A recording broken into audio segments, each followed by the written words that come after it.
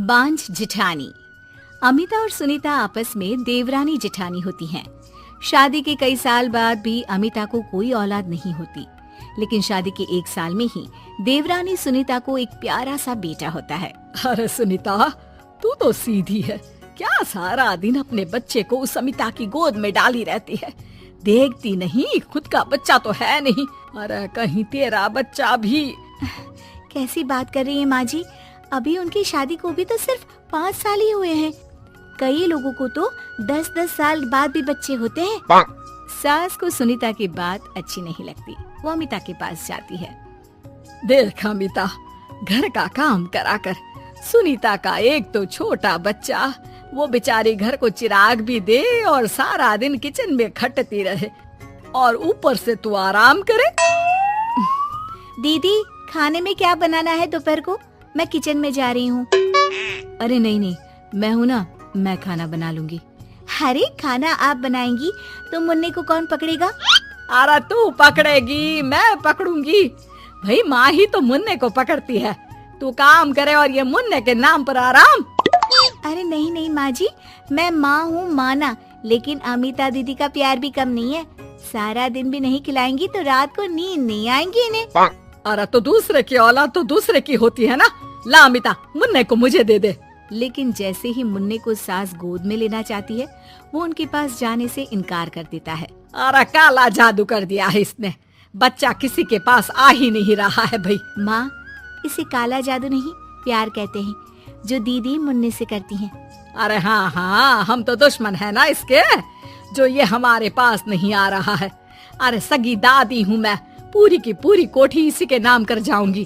अब बोल, अब भी प्यार है क्या इससे? अमिता को सास की बात पर गुस्सा आ जाता है। वैसे भी माँ जी, पूरे घर में यही एक चिराग है, तो आप इसे दे या ना दे, सारा कुछ इसी का है, चाहे वो मेरा भी क्यों ना हो। हाँ, अभी तो बड़ी जबान चल रही है, लेकिन जब घर पूरा इसके नाम होगा ना, तब पता चलेगा। अमिता और सुनीता दोनों ही मिलजुल कर रहती थी, इसलिए सास की बात का दोनों को ही बुरा ना लगता। मिलजुल कर काम करती और हंस खेल कर रहती। अरे बेटी, तेरी दोनों भाभियों ने तो मुझे साइड कर रखा है। अरे दोनों में इतनी पड़ती है कि मुझे तो डर लग रहा है, कहीं एक दिन ये दोनों मेरी बात मानने से इनकार ही ना कर दे। अरे तो खेल खेलो और दोनों को अलग कर दो, इस पे कौन सा गणित लगाना है माँ? हाँ, ये तो है, चल देख लेती हूँ मैं।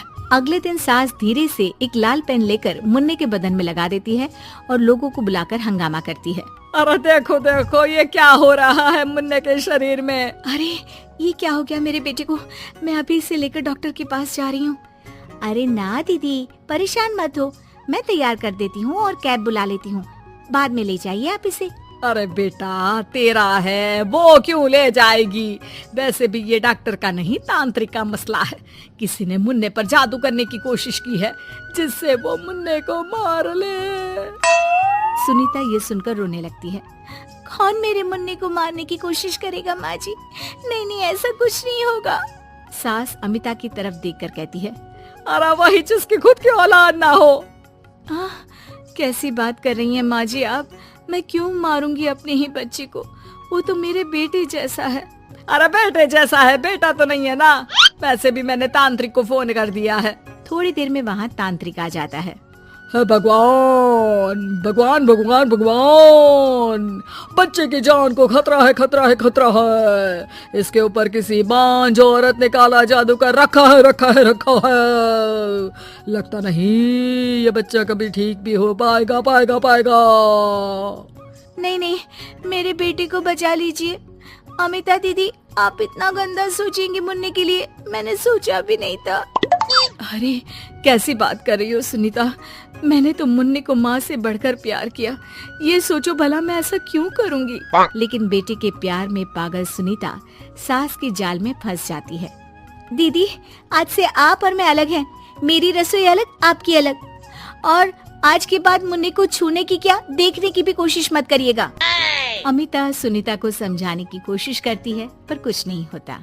अगले रोज, ला सुनीता, मैं मुन्ने को नहला कर तैयार कर देती हूँ। नहीं माँ जी, मैं नहला देती हूँ। लेकिन जैसे ही वो मुन्ने को नहलाने लगी, पेन के निशान एक एक करके निकल गए। अरे माँ जी, ये तो किसी ने पेन से निशान बनाए थे। देखिए, जैसे ही मैंने मुन्ने को नहलाया सारे निकल गए। अब अरे नहीं नहीं बहू, ये तो बाबा का कमाल है कि बच्चे के ऊपर से ये साया धुल गया।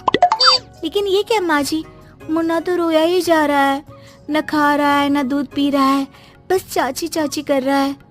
अरे इतनी जल्दी उसका भूत नहीं उतरेगा इसके सर से, मार मार कर खिला। जी माँ जी। लेकिन सुनीता का बेटा, जिसे अमिता से बेहद प्यार था, वो उसके पास जाने की जिद में ना खा रहा था ना पी रहा था।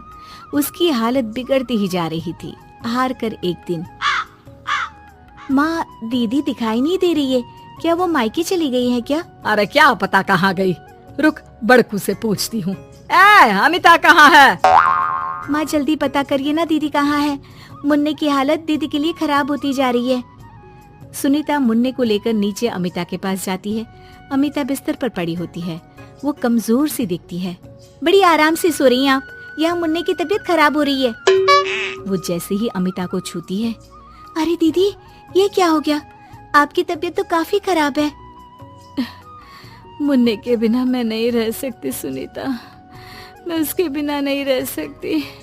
मैं कसम खा कर कहती हूँ, मैंने मुन्ने को मारने की ऐसी कोई कोशिश नहीं की।